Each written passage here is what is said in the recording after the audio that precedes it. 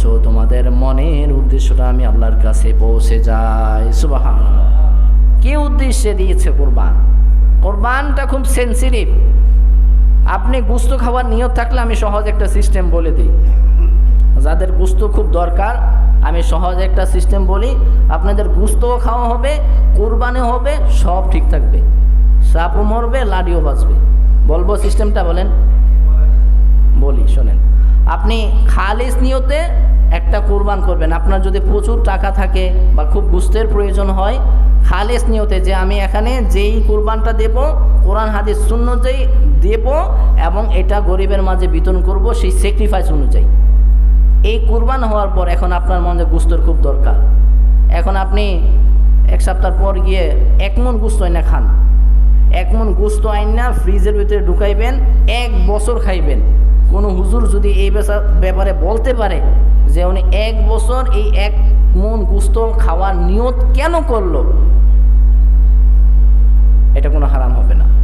আপনি গোশত খাওয়ার নিয়তেই কেনেন। কিন্তু আপনারা বলেন, কেউ যদি গোশত খাওয়ার নিয়তে কুরবান দেওয়ার নিয়ত করে, কুরবান কি হবে?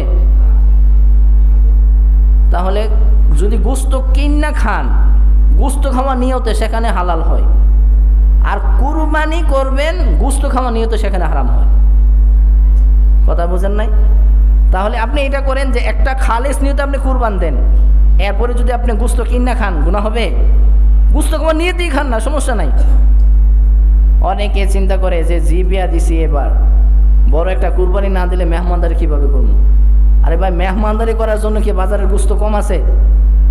কথা বলেন, কম আছে?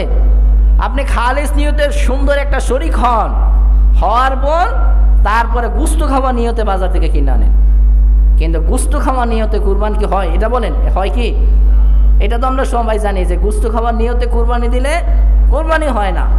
কিন্তু গোশত খাওয়ার নিয়তে যদি গোশত কিনা হয়, এটা তো খাওয়া যায়। কথা বলেন ঠিক কিনা?